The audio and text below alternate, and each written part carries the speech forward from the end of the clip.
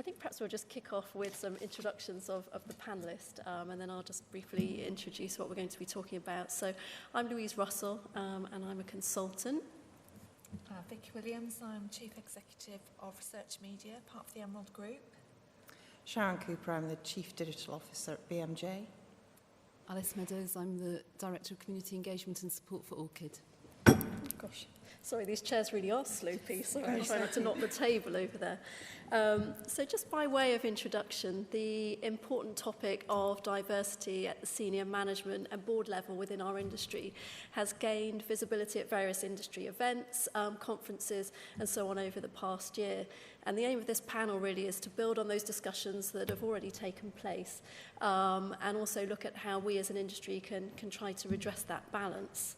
So ahead of getting stuck into the discussion, we thought it would be useful to provide a little context. So Alice Meadows and Lauren Kane at Bio1 have been involved in many of the industry discussions so far, and they've also published a number of papers on this topic. So Alice is just going to kick off briefly by sharing some of the work that she's done, and also some of the key statistics. So I will qualify this by saying that neither Lauren nor I are scholars, so this is not totally scientific research. However, I think it is very accurate directionally, so I think it bears looking at. Can I make this work? Oh. If I can be. Oh, sorry. So the first one actually isn't one of ours. This is a digital science survey that was done. It was a fairly large survey, around just under 900 people, done in sort of late 2014, early 2015, I think. This is just a snippet of it. It was actually a wider survey that looked at diversity overall, which is a very important topic, not one we're going to cover today, but gender diversity is obviously just one challenge for our industry.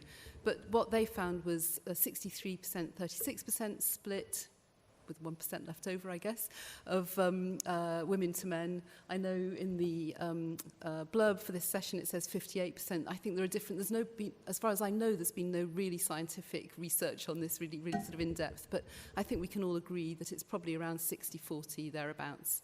What they also found was that there are more women than men in certain areas like editorial, marketing, production, which you probably won't be surprised about, more men in areas like technology, leadership, fewer women at the senior management level, and actually the research that Lauren and I did found even fewer than the digital science one, and also that women tend to get promoted later in their careers, and probably that's at least partly to do with having families. So then this is moving on to what Lauren and I did. And first of all, we looked in 2014 at the makeup of SSP's organisational members. So SSP has individual, I think they're called affiliate members, which are sort of smaller organisations, and then their organisational membership is the larger organisations there. And you'll see it's fairly shocking. So the red are women, the blue are men.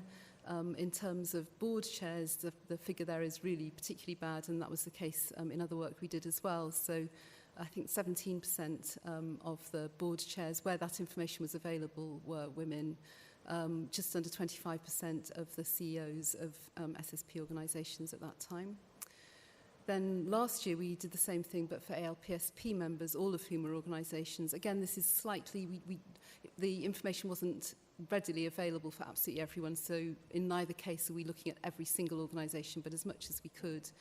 In terms of CEOs, the number was just under a third. I think it was 32%. In terms of board chairs, it was 21%. So again, pretty poor showing, really, considering the number of women that there are in our industry overall. I won't go into detail, you probably can't see this anyway, but we followed up earlier this year and we looked at some pay issues, the gender pay gap, and it's not completely clear-cut, interestingly. We thought it might be, but it isn't. There are certainly sort of outliers and interesting things.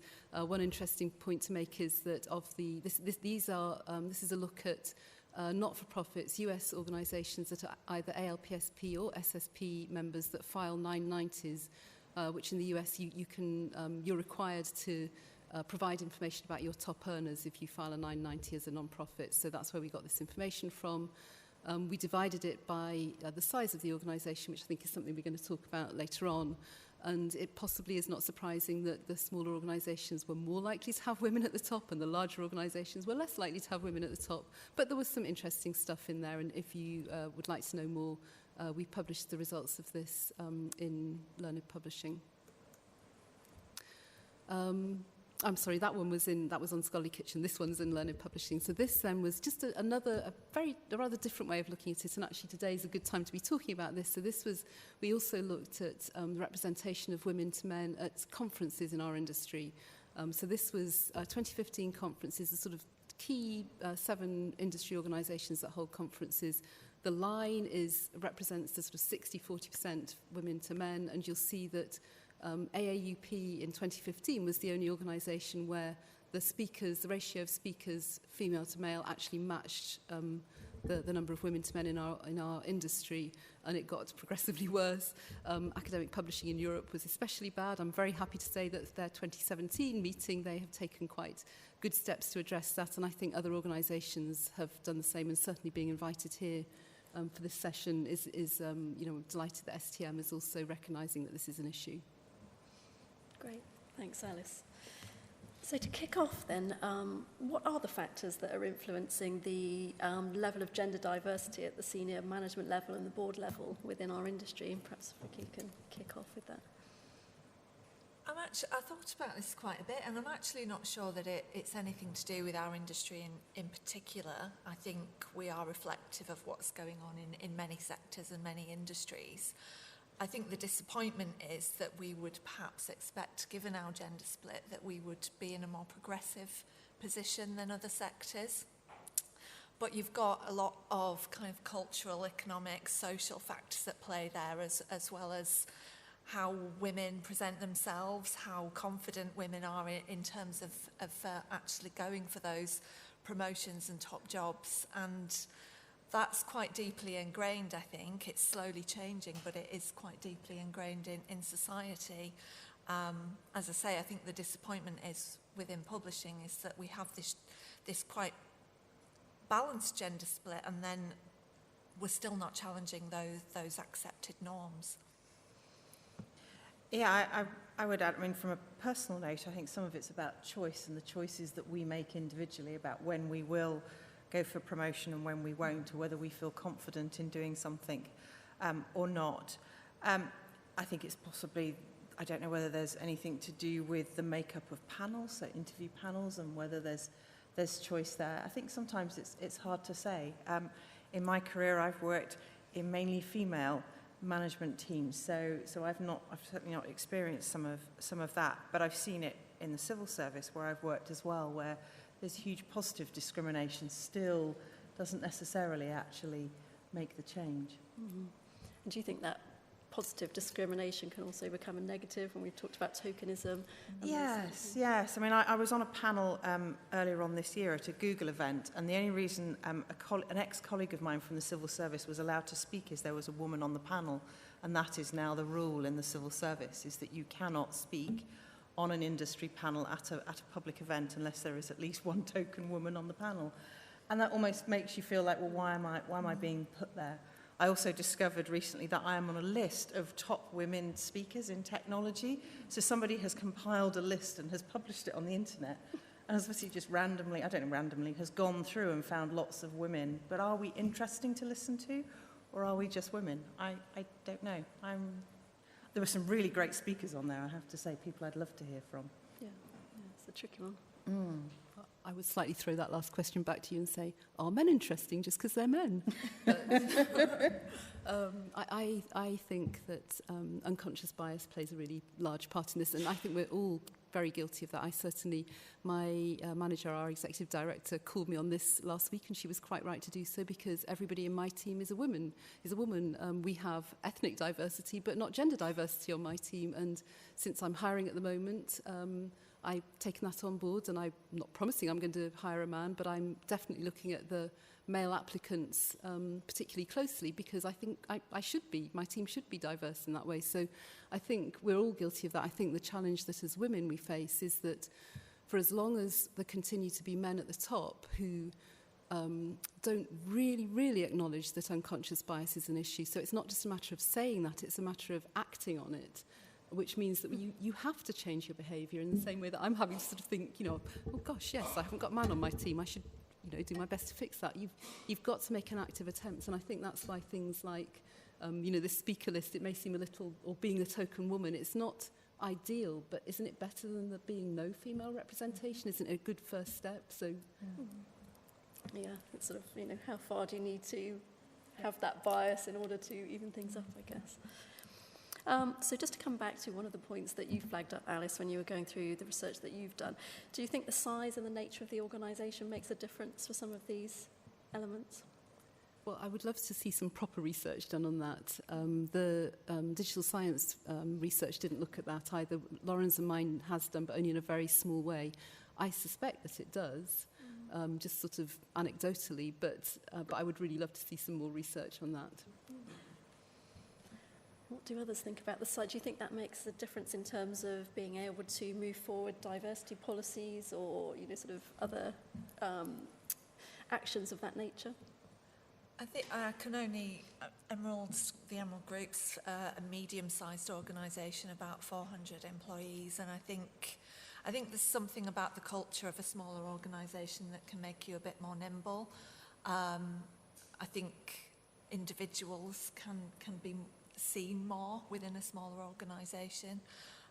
So I suspect there are factors there at play, but you know, I mean, I don't know for certain. But my experience has been positive. That's good. There's possibly something about not just the size of the organisation, but the way in which it encourages and grows talent. So those organisations that recruit from within that are predominantly female-based and small, it's probably easier to be seen, whereas those organisations that bring people in from outside predominantly might be looking at a different selection group, and therefore, again, with the candidate pool is perhaps more male focused, but I don't know. I think there's an interesting play there of not just the size of the organisation, but how you recruit and where from. Yeah. Just pause there a second. Does anyone have any questions at this point or anything they'd want to add in terms of their own experiences and perceptions? No? Okay. I mean, thinking specifically about technology roles and the tech sector in particular, because that's been harshly criticised for being predominantly male over the years, and Grant Thornton's Women in Business, The Path to Leadership research show that only 19% of senior tech positions are held by women. So this is looking across the industry generally. So the figures they give from late 2014 are that women accounted for less than 1 in 5 senior tech jobs at Apple, Google, Facebook, LinkedIn, Yahoo and Twitter. So, you know, thinking very specifically about that track, if you like, what do you think are the underlying factors impacting that imbalance, and what can be done to address that? And I'm looking at Sharon because it's very much her area. Yeah, well, I'm a tech director that has no technology background. I have a publishing background. So perhaps I was thinking about this on the way over, and I was thinking about the tech teams that I worked with when I first started work back in the last century. And they were either kind of blue collar, quite arrogant people. I'm probably kind of stereotyping males in IT at the moment, or they were people that you would kind of keep locked in a cupboard and you wouldn't let out because their social skills were so narrowly focused, and they were very sort of mathematical, very scientific. And technology required that at that point. When you had mainframe computers and when you had sort of the technology from IBM 20 years ago, you had to be a certain type of person to probably want to go and work in that. And when you look at sort of female entrepreneurs and people who are running tech startups today, a lot of those are female, and a lot of those people have no tech background because technology has become so much easier to use and consume. You don't need to worry about how often your servers are up or down. When you're buying a cloud-based service, you need to understand business value. There's a whole different set of skills that I think women can bring now, and we should start to see that coming through, and I think that's hugely encouraging as kind of and there are lots of people who talk about, the old kind of dinosaurs of IT, of those old systems that are just disappearing as they finally die off, and I wonder whether, that's actually going to help really drive a whole different group of women in the industry. When I look at the developers in my team, we have, I think, 20, and I think we've got 6 or 7 females in there. And I was trying to work out, is there something they have in common?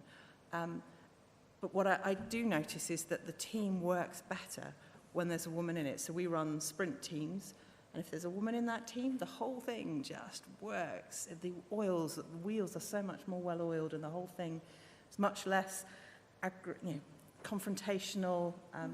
It really works brilliantly, but we don't have nearly enough of them, and they are almost impossible to find. And if they're good, they can generate huge salaries as well. So do you think that goes back to sort of broader society influences, so going back to school and the choices that we're encouraged to make and Absolutely, yes. I took my daughter to work a couple of weeks ago, who's 15, and she sat in a hack day we were running at work, and she said, at the end of the day, she came home and said, "Your work isn't quite as boring as I thought it was, Mummy." And she sort of saw a group of people working together, whereas her ICT teacher at school, she thought it was the worst thing in the world, and she would never, ever go anywhere near it. And yet, she would use apps to build programs. So she is coding, she just doesn't think she is. And I think that's the way that tech is developing, is that you can code without knowing it. And that's where I think girls will succeed, but I think it's got to start right at primary school. Yeah, thanks, Sharon. So we've touched a little bit on unconscious bias, and I wanted to ask, based on your experiences, what can organisations do to neutralise unconscious bias, whether that's sort of through the interview process and beyond within organisations? Yeah, I think you can actually start that conversation. You can. We're looking at actually taking, as a leadership team, taking some unconscious bias testing and publishing those results. And but that's a brave move, I think. But absolutely, from recruitment through to internal promotion, you can do things like blind review of CVs, etc. Making sure there's a gender-balanced panel for every interview. But I think it is about raising that visibility and having that conversation. Yeah, I think certainly in the interview process, again, thinking about the questions and the style in which you ask things, especially in technology, because if you're focusing on those sort of very logical questions, and actually it's much more, I think, with women it's about we're after more behavioural questions sometimes, which is actually what you want when you're trying to build a really good proactive team. So you don't always want a team of experts, you want a team of people who are good at their job, who will work together to deliver something better than some of their parts. I think it's also just continually, for all sort of areas of diversity, just how we celebrate success in an organisation and how we do that from the smallest thing to the greatest. And perhaps in the back of our minds, just thinking, not, which colour or which sex have we got this week, but just continually saying, and this week we did this well. This week, we have something at BMJ called Winning Wednesdays. And every Wednesday we sometimes publish it on LinkedIn, but around the company. And they're tiny things. And I think that really helps raise people's profiles within the organisation, male or female, whichever. That's a really nice thing to do. Yeah, I would totally agree about the awareness and the education. I think, there's some fascinating research out there about even things like words that women use in application letters and things like that, and how they differ from the words that men use. And we're all trained to, you see, I'm a strong leader. Ooh, check, that's a good thing. That's probably not something that a lot of women would say necessarily. So I think it's a combination of we need to get better at using some of that language, but also we all, men and women, need to get better at recognising that those aren't the only types of descriptors that are going to describe people who are good for the job. And I think your point about needing to see where the gaps are, so not just replace like with like, not just sort of seek to continue to have more and more of the same in your organisation, but actively look for every kind of diversity is really important. And I also think, and I think this goes a bit to what you were saying as well, that it's about doing. It's not just about saying. I get so frustrated by the sort of senior managers who say, "Oh yes, of course we know unconscious bias, terrible problem. Yes, we're addressing it," and they're not at all. They pay lip service to it, but for us to get change, behaviours have to change. It's not about what you say, it's about what you do. And I think once you get into that culture of demonstrating your commitment to change and demonstrating your commitment to understanding and acknowledging unconscious bias, when you've really seen that you're biased, that's when you can actually start to affect change. And I think that's a real challenge, particularly in my experience at least, for the people at the top of our organisations, male and female. Yeah. I think the unconscious bias training is really intriguing, I think, as an individual to sort of go through that process and see what emerges.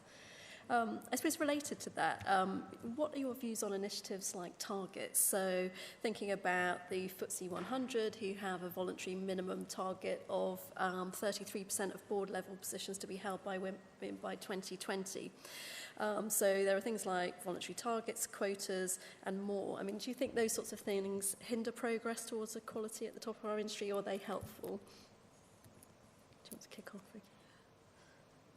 I'm personally against targets and quotas. I don't know any woman that would want to be at the table just to make up the numbers.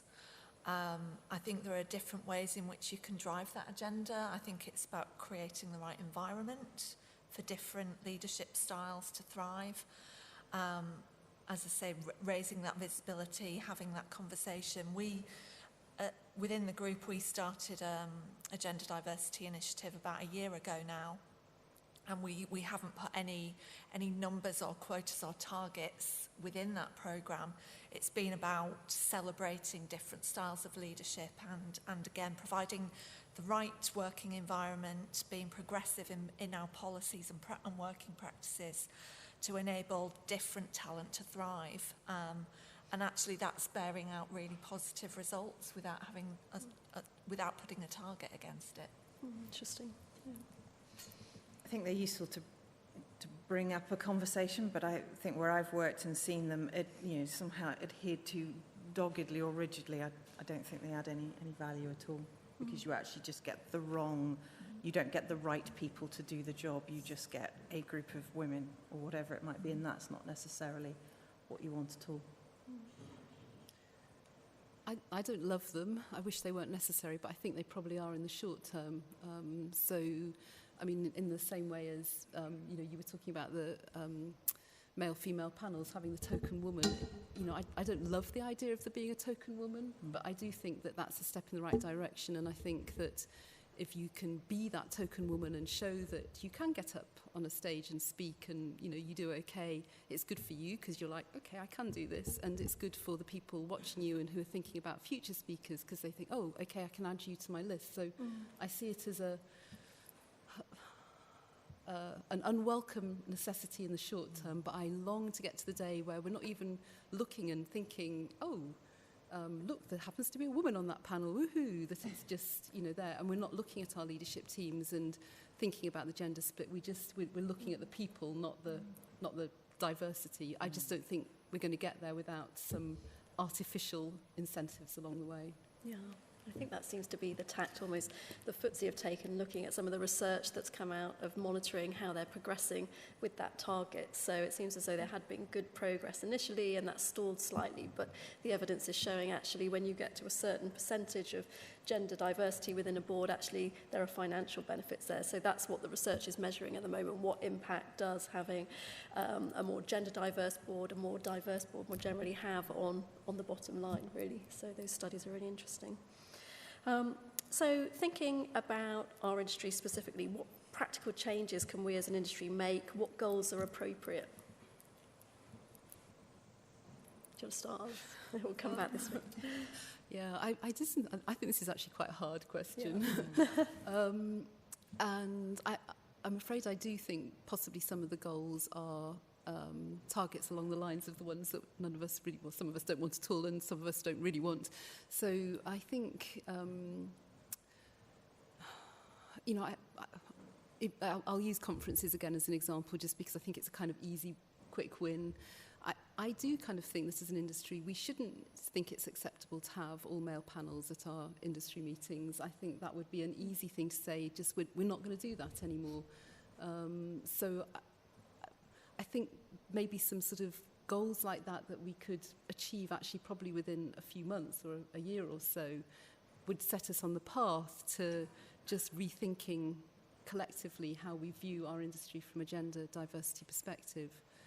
But I think it would be, I mean, I would love to see the, you know, for example, the leaders of some of our organisations and our industry organisations also thinking about this and thinking collectively about it rather than thinking in their individual organisations. I have no idea whether that's even a possibility, but, you know, having heard some of the conversations in individual organisations, I think it would be really useful to have some way of kind of thinking collectively about what we want our industry leadership to look like in the future and how we can get there.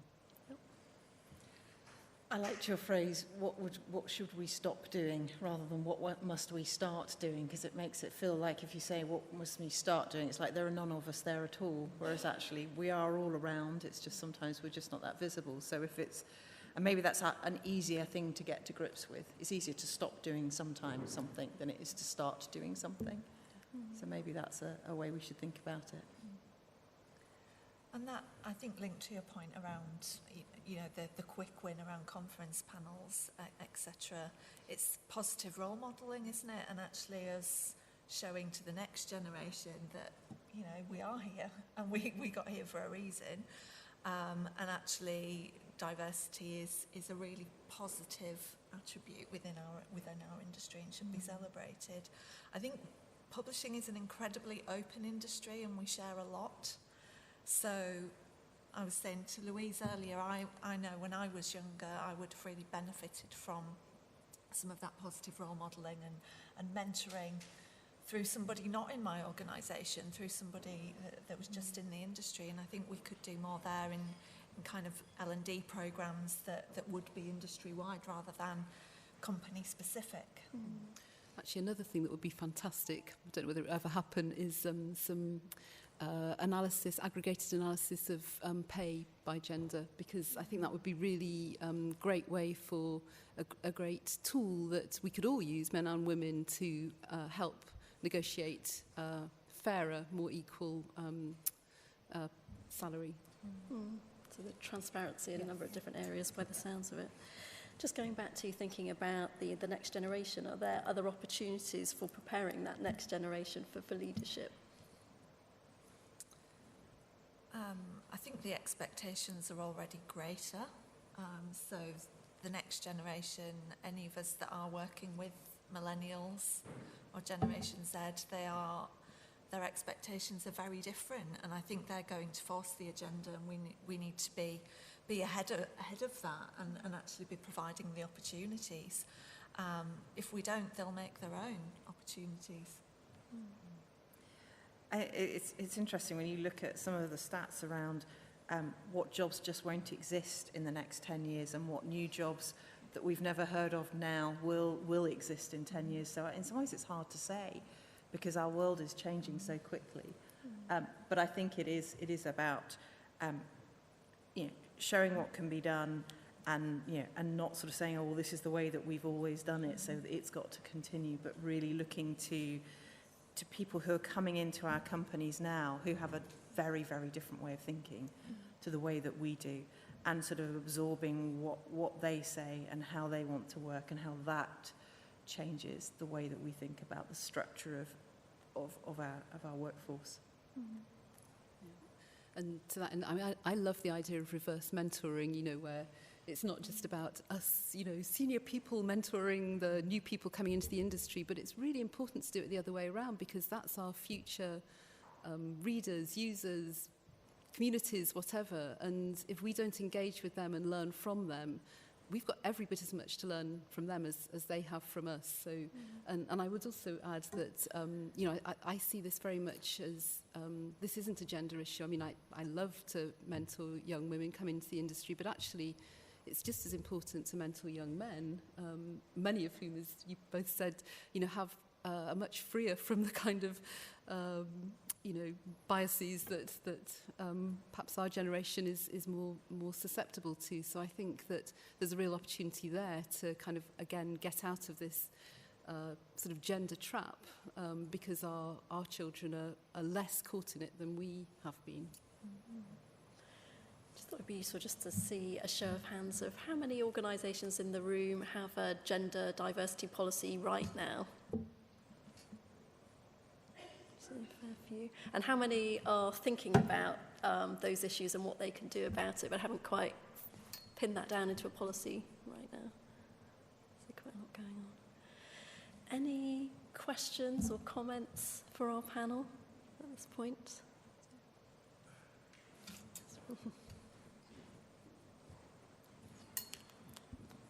Hi, I'm a bloke. I work in IT, and clearly some of the people that I used to manage and people where I first started work, I was very much one of those dinosaurs where either they were locked away in a cage somewhere, you never really saw them, they were very scary and would normally come to you with hair everywhere and sweat and everything else. So I agree that things have changed. I bathe on a regular basis now. But one of the things that's come up frequently is this notion of unbiased, of unconscious bias. Is there more that we can do to, because clearly no one wants to be biased or is intentionally trying to act that way. Is there more that we can do within the workforce and workplace to actually educate people within the workplace around mannerisms that maybe they need to counteract against the whole nature-nurture the way? Because in the same way that women have been brought up through school since they've been girls, same for boys. So some of those attributes are kind of baked into you when you're little. So is there anything that we can do now to try to change that? I mean, it certainly seems to me as though there's an opportunity for training, potentially through the trade organisations on unconscious bias to raise that awareness about, you know, are we recruiting in our own image? And, you know, this applies to everyone. It's not, you know, a male-female issue. So I think there's definitely an opportunity there, and there's some discussion around that at the moment. I don't know what others I think. think also switch some of the challenges into opportunities. So the tech issue, for example, Andy is our CTO at Emerald, so we do have an issue with it. IT is BizTech is probably our most male-dominated department. But is that a branding issue? Do we, you know, we work in publishing, we're all working digitally, we're all working with technology. Is it actually about creating some positive change there in terms of branding those roles and explaining what those roles mean? Because I think people still see technology as IT, as you said, and that switches quite a few people off, like it or not. So I do think there's opportunity there for us to actually create some positive dialogue, as well as address perhaps some unconscious bias within some of those discussions as well. Yeah, I certainly think it's opening the door, and I mean we absolutely struggle. I don't go out with some kind of list of I have to recruit lots and lots of women. I just know when we talk to every agency and every set of job applications we get for anyone senior, we just can't find them. And that's partly because in publishing we can't pay highly, and the very bright and the very clever are being paid twice what we can pay by Google or Facebook or anyone else in Silicon Roundabout. So some of it is perhaps looking at apprenticeships, at higher level apprenticeships, of looking at that sort of level and trying to work out how you bring in the next generation at a much younger level, but that then puts a huge pressure on the team in the organisation to not be biased about that when you're looking to bring in people who are 18, 19, whether they're male or female or of any other diverse nature. And we've been looking at, there's a new digital college setting up called the Ada Lovelace College, which is in North London, which is running a higher level digital apprentice.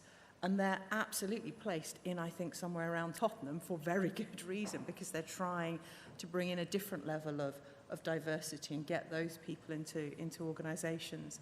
And that's something that we've done. We've just really struggled with recruiting, so we've just gone in at a lower level. But it means the department has to do an awful lot more at all the way through it. And that's a long-term bet. It's not a short-term fix, and I don't think any of this is a short-term fix. No. I think just by asking the question is a good start. It's recognising our biases is a great start, and I think training, as you say, is really important. But I think we also will have a sort of individual responsibility to challenge when we see examples of unconscious bias. And I know I'm not always the best at that, but that's what we should be doing. Is if we come across it, just politely say, actually, have you thought about, or isn't that a bit of a generalisation, or whatever it might be? You don't have to challenge in an offensive way, but I think if we all got more into the habit of saying, not sure about that, don't you think you might be a bit coming at that from a sort of rather biased perspective, I think, we'll change our culture again, and that's what's ultimately going to make these changes a reality. Any other questions? Okay, should we just... I actually do have one. So I go to a knitting group. Very sorry, I am a crafty person.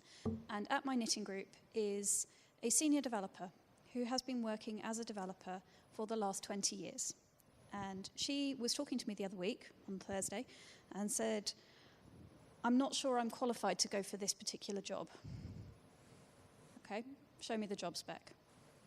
And I went through the job specification with her, and she ticked off every single technical skill that this company required. But what she did not have was game developer experience, and they were looking for a game developer. And I said to her, any man who looked at this job spec would say, well, I do 7 of those 10 technical things, so I'm going to make a punt and go for this job anyway. And we went round the circle. There's about a 50-50 split in my knitting group, and all the women said, I wouldn't go for it. I don't have exactly 100% of the things. But all the men said, yeah, I'd do it. What have I got to lose? So my question for the panel, but also for everybody else in the room, is whether actually a part of this problem is women's own confidence in putting themselves forward for jobs that they are qualified for, but maybe don't match exactly 100%.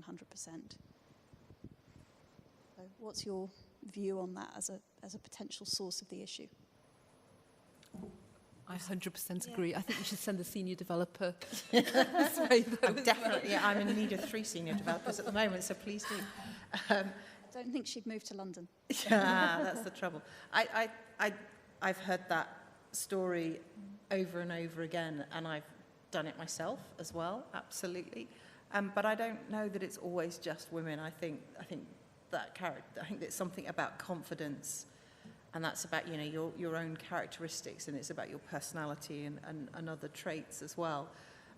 So I would certainly, and I spend a lot of time encouraging people in my organisation. And I think one of the conversations in work that's really difficult is people find it hard to have a conversation with their manager about having a job outside. And that's one of the things I try very hard to do with my team, is to talk about, well, actually your career may not always be here in this organisation. What do you need to do? Where do you want to go? And how are we going to get you there? And we may only get you part of the way, and to get the rest of the way you're going to have to leave us. So I think some of it is a confidence thing, and how, although I think training's great, it's how you instill that confidence in people's abilities in other way, and I think that's where it's about recognising success of what people do and doing that very publicly. Other than that, I don't know. I mean, I kind of was sitting on the train coming in this morning, and actually on a Monday morning, and my train is filled of men with suitcases who come up and stay in London for the week. You very rarely see women doing that. We commute every day because there's that kind of thing in the back of our head of we've got to get home, and I think that's just something about the way we are wired. Maybe I have no research to back that up whatsoever, but that's what I see around me. There is quite a lot of research, though, that shows that men are more likely to inflate their abilities, and women are more likely to deflate their abilities. And I think there's a responsibility absolutely on our part to, even if we find it hard to toot our own horn, to encourage our friends and colleagues to do that. And I think that's where mentorship can really, and sponsorship actually can come in, can play a very powerful role. If you may find it hard to kind of, as you feel like you're bragging about yourself, but having somebody else say, no, absolutely, you should do this, this and this, is really helpful. Yeah, absolutely. Okay. So if no other questions, I just wanted to finish up by sharing a slide, if you wouldn't mind advancing for me, Alice. This is a slide that Liz Marchant at Taylor & Francis has put together, and it's a draft framework for how the gender balance topic can be addressed at the individual, the organisational and the industry level.